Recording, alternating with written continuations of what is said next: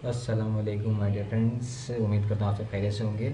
Then आज हम अपना केस नंबर 3 स्टार्ट करेंगे। केस नंबर 3 क्या है? If opening stock is over stated but will be the effect on cost of goods sold, profit and capital. ठीक है, then चलिए स्टार्ट करते हैं।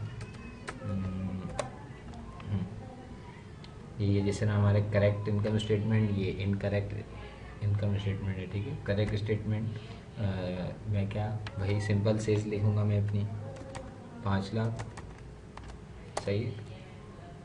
देन उसके बाद less cost of goods sold करना है। ठीक है, अब यहाँ पे मैंने क्या बोला है? ओपनिंग स्टॉक की बात की है। ठीक है, यहाँ पे मैंने क्या क्या है कह रहा है ओपनिंग स्टॉक जब ओवर स्टेटेड हो जाए। ठीक है, ओपनिंग स्टॉक ओवर स्टेटेड हो जाए तो यहाँ पे क्या होगा? ठीक है, देन मेरी फिलहाल तो मैं यहाँ पे करेक्ट लिखूँगा। ठीक है, 70,000। परचेजेस कितनी है मेरी? 3.5 लाख की।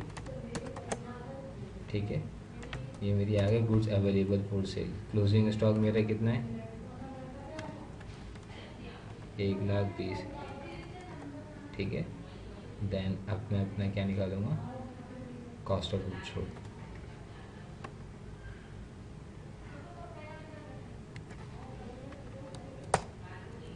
क्या आंसर आ गया? 3 लाख आ गया। एंड देन अपना मैं प्रॉफिट निकालूंगा।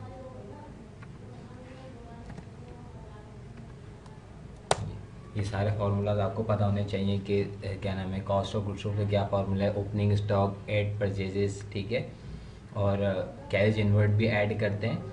ठीक है, लेकिन यहाँ पे मैं नॉर्मल तरीके से करा रहा हूँ तो इसलिए मैंने सिंपल शॉर्ट शॉर्ट लिखा हुआ है।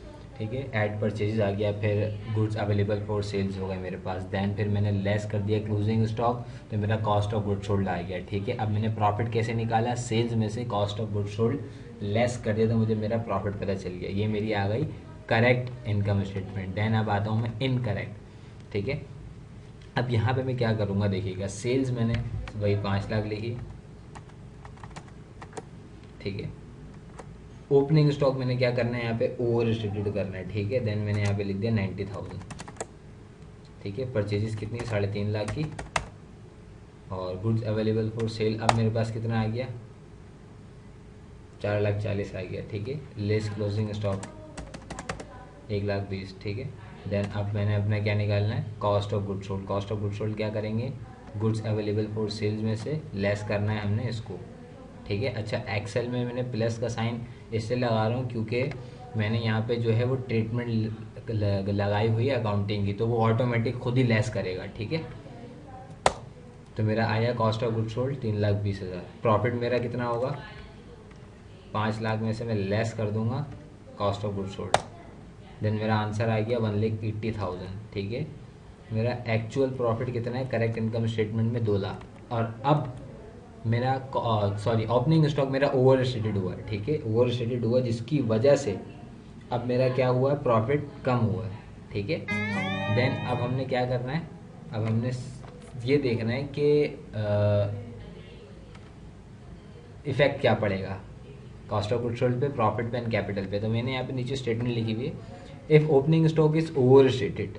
ठीक है, if opening stock is over stated cost of goods sold is over stated. ठीक है, देन दूसरी स्टेटमेंट, अब इसको मैं क्या नाम है आइडेंटिफाई भी करवाऊंगा लास्ट में। ठीक है, देन अब मैंने क्या बोला? If opening stock is over stated profit will B also under stated and capital is also under stated. अच्छा, यहाँ पे एक मुझसे गलती है, कोई ऑल्सो नहीं आना यार। ठीक है, will be under stated and capital is also under stated. ठीक है, देन अब क्या करना है? अब मैं आपको आइडेंटिफाई करवाता हूँ। देखें यहाँ पे cost of good sold opening stock हमारा इंक्रीज हुआ जिसकी वजह से कॉस्ट ऑफ गुड सोल्ड, ये रहा कॉस्ट ऑफ गुड सोल्ड हमारा इंक्रीज हुआ। 3 लाख, 3 लाख था, 3,20,000 चले गया। क्यों? ओपनिंग स्टॉक हमने गलत कैलकुलेट करी थी, गलत रखी थी, ओवर स्टेटेड कर दिया था। देन उसकी वजह से मेरा प्रॉफिट कम हुआ। ठीक है, प्रॉफिट कम हो तो उसका मतलब मेरा कैपिटल भी अंडर स्टेटेड होगा। ठीक है, ये केस नंबर 3 हमारा यहाँ पे डन हो गया। अब देन हम जाते हैं केस नंबर 4 पे। ठीक है, केस नंबर 4 पे आते हैं हम। केस नंबर 4 पे क्या है?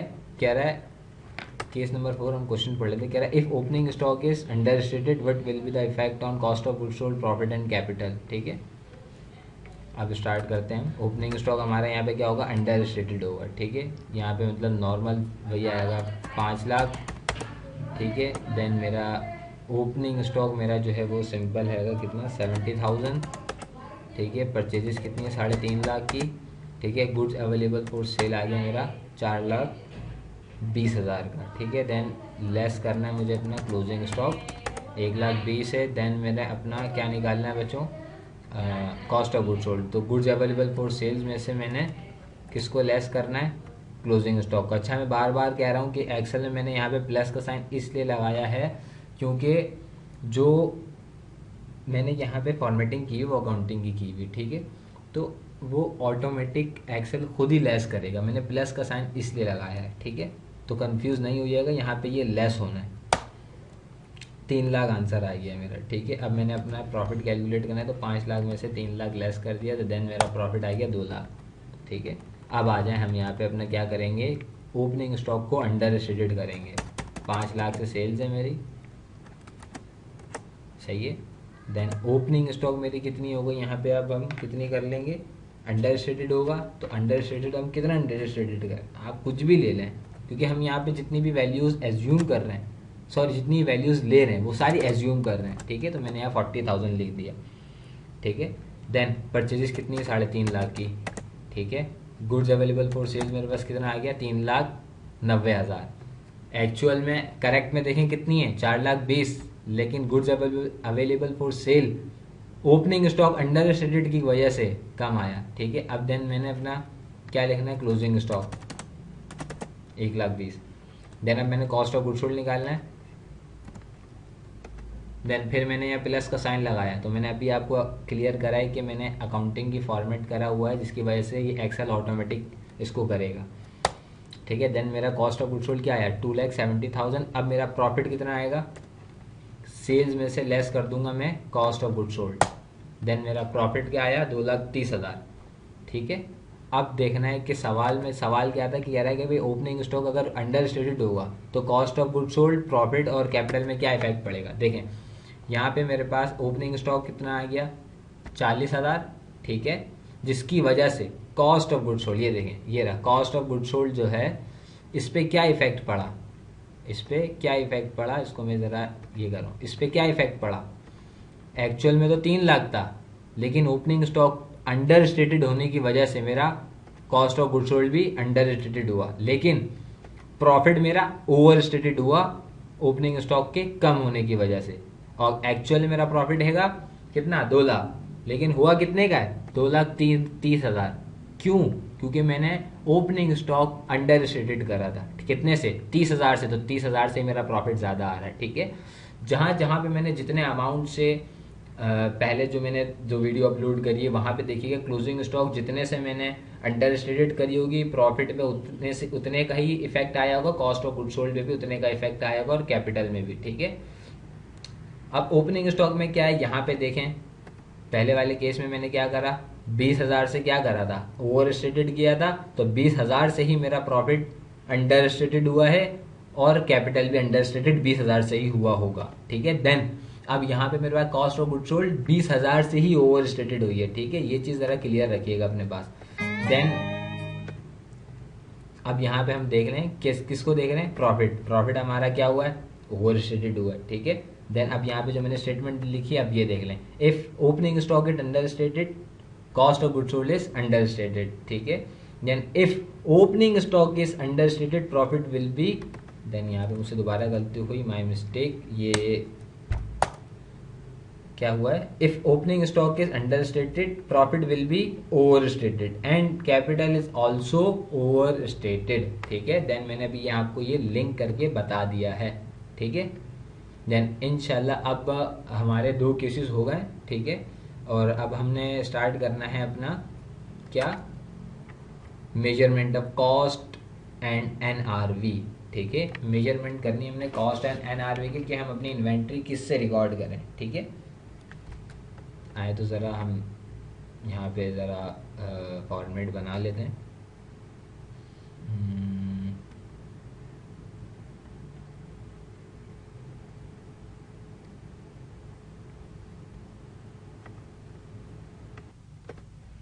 ठीक है, तो अब हम यहाँ पे मैंने फॉर्मेट बना लिया कॉस्ट और NRV का, ठीक है। देन अब यहाँ पे मैंने डेफिनेशन लिखी है वर्ड पे, देखें कह रहा है measurement of lower of cost and NRV, ठीक है। एनआरवी मतलब नेट रियलाइजेबल वैल्यू, ठीक है। According to IS2 inventory should be valued lower of cost and NRV whichever is lower, ठीक है। हम अपनी इन्वेंट्री उससे रिकॉर्ड करेंगे कॉस्ट और एनआरवी का कंपैरिजन करने के बाद या मेजरमेंट करने के बाद जो हमारी लोअर होगी। अगर कॉस्ट लोअर होगी तो हम कॉस्ट से रिकॉर्ड करेंगे, एनआरवी लोअर होगी तो हम अपने एनआरवी से रिकॉर्ड करेंगे, ठीक है। तो देन हम स्टार्ट करते हैं।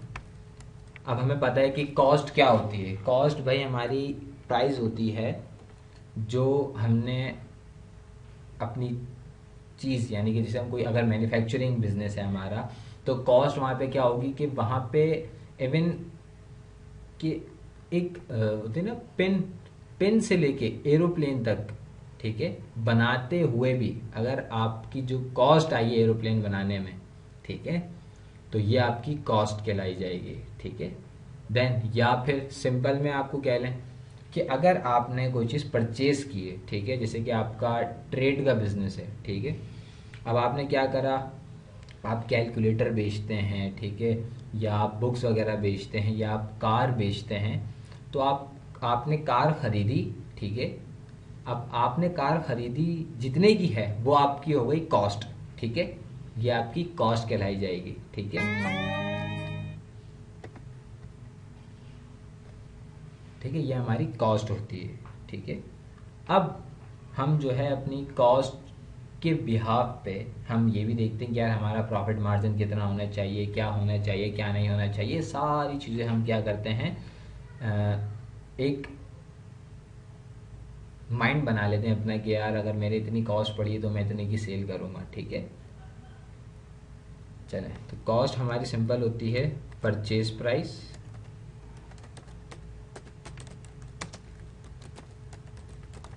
ठीक है, और एनआरवी, ठीक है। एनआरवी क्या है, एनआरवी मैंने आपको बताया हैगा, NRV is equals to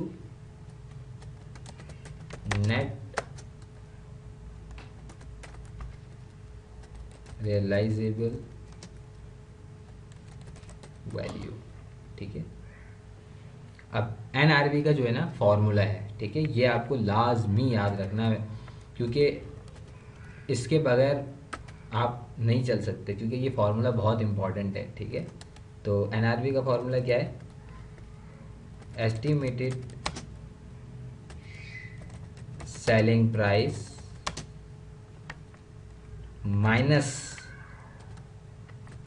estimated cost to sell, सही है। ये हमारा फॉर्मूला है एनआरवी का, estimated selling price minus estimated cost to sell, ठीक है। देन अब एस्टिमेटेड सेलिंग प्राइस क्या है, हमने अंदाज़ा लगाया है कि हम अपने माल को इतने का बेचेंगे, ठीक है, या बेच सकते हैं। तो कब बेच सकते हैं, जब हम इस पे इतने का खर्चा कर लें, ठीक है, मतलब इसको बेचने में हमें इतना हमारा जो है कॉस्ट आनी है, ठीक है, तो उसको हम लेस कर देंगे। कैसे, और हमारे पास आइडेंटिफाई करवाने के लिए मैं भी आपके पास ये स्टेरिक बना के मैं आपको बताऊंगा कि एस्टिमेटेड कॉस्ट टू सेल क्या क्या हो सकते हैं, ठीक है। पहला हमारे पास हैगा सेलिंग एंड डिस्ट्रीब्यूशन, सेकंड में हम बोल सकते हैं मार्केटिंग कॉस्ट, देन थर्ड हमारे पास आ गया एडवर्टाइजिंग या एडवर्टाइजिंग कॉस्ट, एडवर्टाइजमेंट कॉस्ट, जो भी आप कह लें, ठीक है। देन उसके बाद हमारे पास आ जाता है रिपेयर कॉस्ट, और हमारे पास आ जाता है सेल्समैन कमीशन,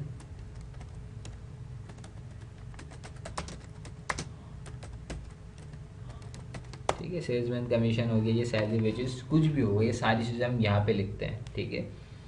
ये सारी हमारी हैं एस्टिमेटेड कॉस्ट टू सेल, ठीक है। मतलब यार अगर मैं अपनी चीज़ 100 रुपये की बेचना चाहता हूँ तो इस 100 रुपये की चीज़ को बेचूंगा जब बेच सकूंगा जब मैं इस पे 1 रुपये का या 2 रुपये का खर्चा कर सकता हूँ। ठीक है, ये एस्टिमेटेड कॉस्ट टू सेल होता है। अब जब हम आगे क्वेश्चन सॉल्व करेंगे तो देन मैं आपको समझाता रहूँगा और बताता रहूँगा इंशाल्लाह।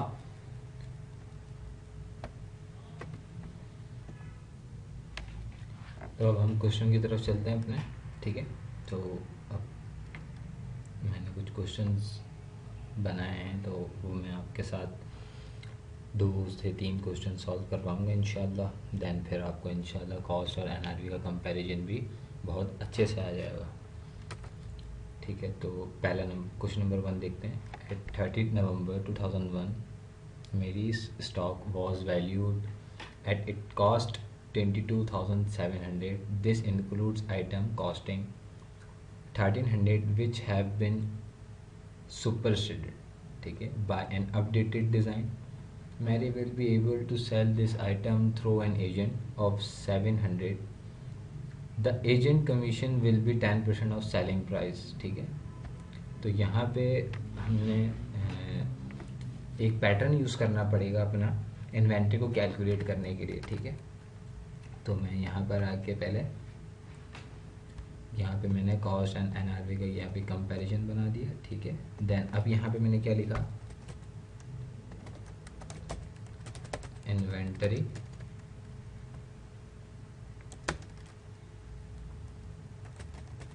वैल्यूड एट 30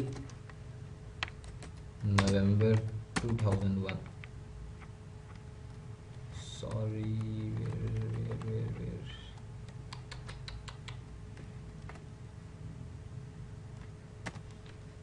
At 30 नवंबर 2001. ठीक है,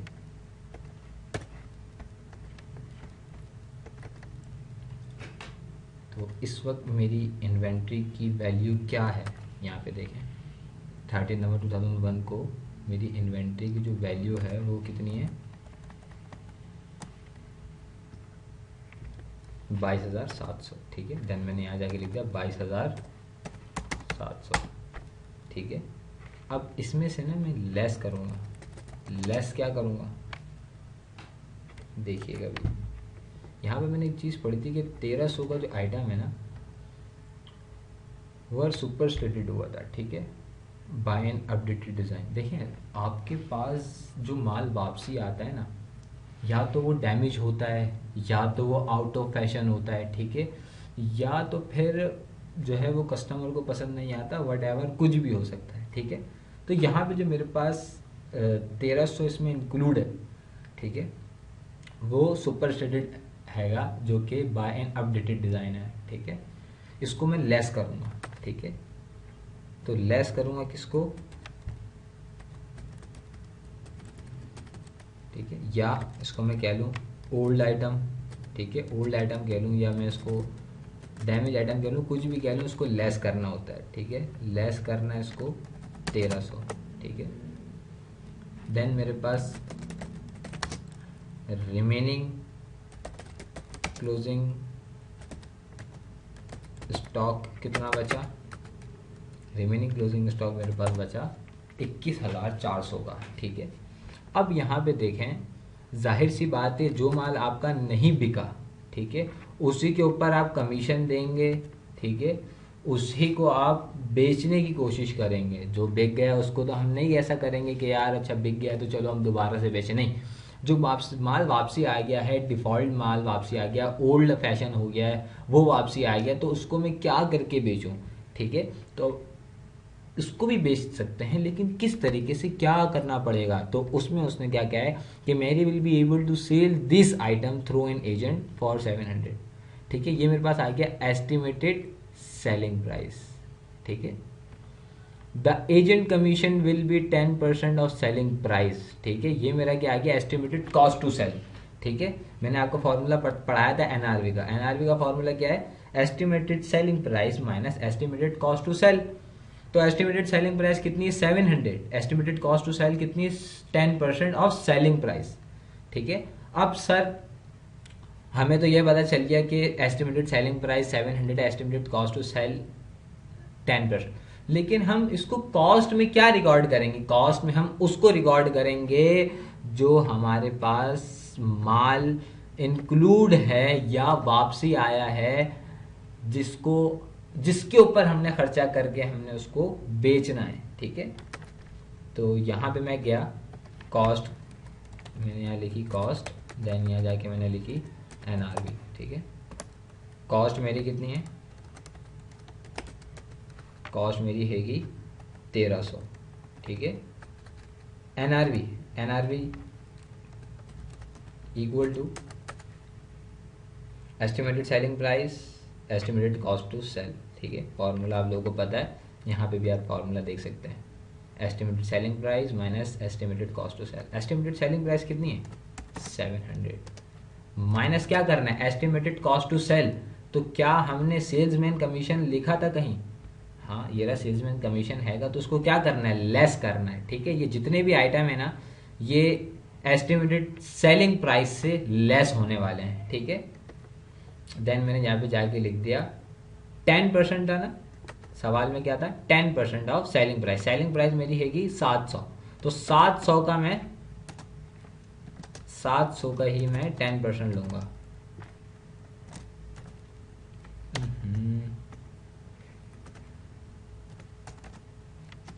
700 multiply by 10%, then bracket close. ठीक है, अब 700 तो मेरे पास एस्टिमेटेड वो आ गया selling price, minus estimated cost to sell कितनी हुई? अब मैं 700 को जब 10% लूँगा तो मेरे पास आंसर आएगा 70। ठीक है, 70 यहाँ पे मैं आपको कैलकुलेट करके भी दिखा देता हूँ, इक्वल टू 700 मल्टीप्लाई बाय 10% कर दिए मैंने। ठीक है, 70 आ गया, इसी 70 को मैंने यहाँ से लेस करा है, तो देन अब मैंने 700 में से लेस करना है 70, तो मेरे पास मेरी NRV कितनी आई? NRV मेरी आई है 630। और मैंने एक रूल पढ़ा था, वो क्या पढ़ा था? रूल ये पढ़ा था कि inventory should be valued lower of cost and NRE which ever is lower. मैं अपनी इन्वेंट्री कॉस्ट और NRV से रिकॉर्ड करूंगा। ये कैसे पता चलेगा? ये ऐसे पता चलेगा, दोनों में से जो भी लोअर होगी मैं उससे अपनी इन्वेंट्री रिकॉर्ड करूंगा। ठीक है, तो देन यहाँ पे जाके मैंने देखा मेरी NRV कम है या कॉस्ट, मतलब मैंने देखा मेरी NRV कम है। ठीक है, तो देन मैंने NRV यहाँ पे जाके लिख दी 630। देन मैंने लिखा 21,400 में प्लस कर दिया 630। ठीक है, तो मेरे पास एक्चुअल ये मेरी आ गई करेक्ट, सॉरी, ये मेरी आ गई करेक्ट क्लोजिंग स्टॉक। ठीक है, ये मेरी करेक्ट क्लोजिंग स्टॉक आ गई, ये मेरा जो है वो करेक्ट आंसर हैगा। सही, और अब मैं जाके आंसर में देखूंगा क्या मेरा आंसर मैच कर रहा है। आंसर मेरा क्या आया है? 22,030। तो 22,030 मेरा कौन सा है? चार्ली आंसर है, C आंसर है मेरा। ठीक है, मेरा C आंसर। देन अब एक क्वेश्चन और करवाता हूँ मैं आप लोगों को, देन इंशाल्लाह फिर आप लोग ने प्रैक्टिस करनी है इस क्वेश्चंस की। बाकी ये इंशाल्लाह मैं आपको डिस्क्रिप्शन में नोट्स दे दूंगा इन्वेंट्री के, तो वहाँ पे आप जाके कुछ ऐसे क्वेश्चंस होंगे कॉस्ट और NRV वाले। ठीक है, पीरियोडिक, परपीचुअल के, फीफो, एफको के हैं सारे। इंशाल्लाह मैं आपको डिस्क्रिप्शन में लिंक दे दूंगा, वहाँ से आप जाके नोट्स देख लीजिएगा और फिर आप अपने पास वो क्वेश्चन सॉल्व कर लीजिएगा। अगर जहाँ पे आपको कोई इशू आता है तो देन आप पूछ सकते हैं कमेंट सेक्शन में, इंशाल्लाह आपको जवाब मिल जाएगा, अपडेट मिलती रहेंगी। ठीक है, कैरे इज़ एन एंटीक डीलर। ठीक है, his inventory include a clock which cost 15,800। Carey expected to spend 700 on repairing the clock, which means that he able to sell it for 16,700. ठीक है, at what value should be clock be include in कैनरीज inventory, ठीक है। Then अब हम इसको solve करेंगे, ठीक है। तो हमारे पास क्या आ गया कि इसमें इन्वेंट्री में क्या क्या इंक्लूड है, जिसकी कॉस्ट है 15,800, ठीक है। इसमें हम रिपेयरिंग कॉस्ट करेंगे कितनी, 700, ठीक है। और इसको हम कितने में बेचेंगे, 16,700 में, ठीक है। तो अब हम देखते हैं हमारा आंसर क्या आता है, ठीक है। ये मेरी आ गई कॉस्ट, ठीक है, ये कॉस्ट। देन ये एस्टिमेटेड कॉस्ट टू सेल, ये मेरी आ गई एस्टिमेटेड सेलिंग प्राइस, ठीक है। देन अब मैं गया, अब यहाँ पे ना इसका कोई काम नहीं है, ठीक है, इसका कोई काम नहीं है, तो उसको मैं डिलीट कर रहा हूँ, ठीक है। इसका जब काम होगा देन हम इसको लिखेंगे, लेकिन जहाँ पे इसका काम नहीं होता वहाँ पे हम नहीं लिखते, क्योंकि ज़रूरत नहीं होती हमें। जहाँ ज़रूरत होगी वहाँ पे हम इसको लिख लेंगे, अदरवाइज़ यहाँ पे इग्नोर करेंगे। क्यों? क्योंकि रिक्वायरमेंट में ऐसा है ही नहीं ना, उसमें रिक्वायरमेंट में पहली वाली रिक्वायरमेंट में अलग चीज़ थी, यहाँ पे अलग है। उसने कहा है कि उसकी जो कॉस्ट है क्लॉक की वो कितनी है, 15,800, ठीक है। एनआरवी कितनी है, अच्छा एनआरवी का फॉर्मूला आपको पता है, estimated selling price minus estimated cost to sell. Estimated selling price कितनी है, 16,700। इसमें से लेस कर दूंगा कितना, 700। 700 क्यों कर रहा हूँ, क्योंकि फॉर्मूला है कि estimated selling price minus estimated cost to sell. तो एस्टिमेटेड सेलिंग प्राइस मेरी है 16,700 और एस्टिमेटेड कॉस्ट टू सेल है 700। तो देन मेरी जो इन्वेंट्री सॉरी एनआरवी आई है वो कितनी आई है, 16,000। एग्री। अब मेरी कॉस्ट कम है, एनआरवी कम है, ऑब्वियसली बात है मेरी कॉस्ट कम है, ठीक है। सॉरी इसको यहाँ से कलर बना दो मैंने। तो मेरी यहाँ पे क्वेश्चन नंबर 2 में मेरी क्या कम है, कॉस्ट कम है। तो मैंने कॉस्ट कम है कितनी, 15,800 है। तो 15,800 से मैं अपनी इन्वेंट्री रिकॉर्ड करूँगा, तो देन मेरा बी आंसर इज करेक्ट, ठीक है।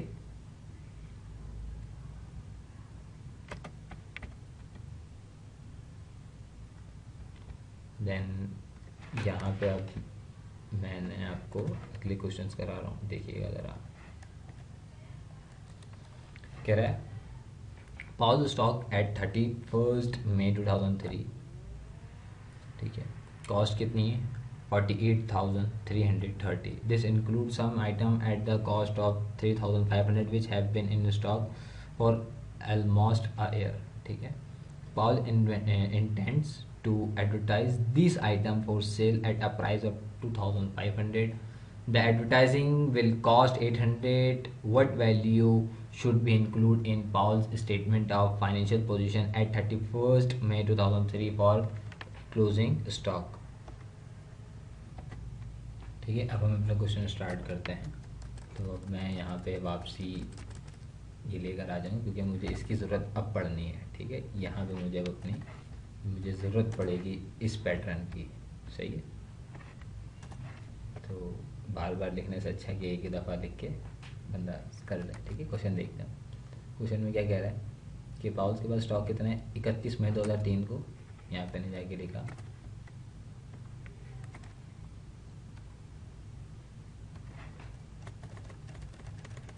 क्या आ गया मेरा 31 मई 2003।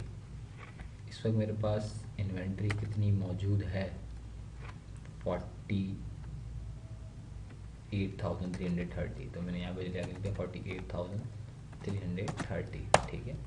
देन मुझे इसने बताया कि भाई कि इसमें 1 साल से आइटम जो है वो 1 साल से ज़्यादा हो गया, उसमें ऐसा आइटम पड़ा है जो कि जिसकी अमाउंट कितनी है, 3,500, मतलब ओल्ड फैशन हो गया, ठीक है। ओल्ड हो गया, पुराना हो गया, तो मैं इसको लेस कर दूंगा कितने से, 3,500 से, राइट। अग्री। देन अब मैंने अपना क्या निकाला, रिमेनिंग क्लोजिंग स्टॉक कितना आया, 44,830, ठीक है। देन अब मैं यहाँ पे जाके लिखा मेरी कॉस्ट कितनी है, 3,500, सही। एनआरवी मेरी कितनी है, अब आगे देखते हैं, क्वेश्चन पढ़ते हैं। उसने बोला है कि यार पाउल ने बोला है इसको इंटेंट्स टू एडवर्टाइज दिस, इसको मैं एडवर्टाइज करना पड़ेगा for sale at a price 2,500, मतलब हम इसको एडवर्टाइज़ करके बेचेंगे तो ये बिकेगा 2,500 का। तो उसकी बोला ठीक है 2,500 की बिकी, मैंने एस्टिमेटेड सेलिंग प्राइस मेरे 2,500, सही है। एस्टिमेटेड कॉस्ट टू सेल कितनी है, अब उसने बोल तो दिया एडवर्टाइजिंग करेंगे, लेकिन एडवर्टाइजिंग की कॉस्ट कितनी है 800। तो हमने यहाँ पढ़ा था ठीक है कि एडवर्टाइजिंग कॉस्ट, ये एडवर्टाइजिंग कॉस्ट आ गई ठीक है। तो हम क्या करेंगे, इसको भी लेस करेंगे, एस्टिमेटेड कॉस्ट टू सेल है ये हमारी ठीक है। तो मैंने जाके लेस कर दिया कितना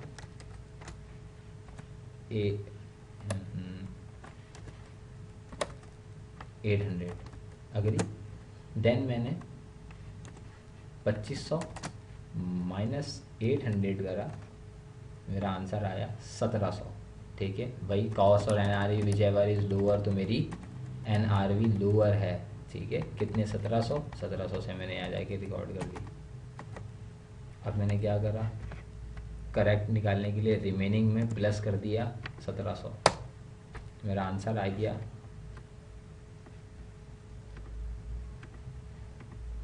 46,530 ठीक है। तो यहाँ पे मैंने जाके लिखा मेरा बीटा आंसर है 46,530 ठीक है।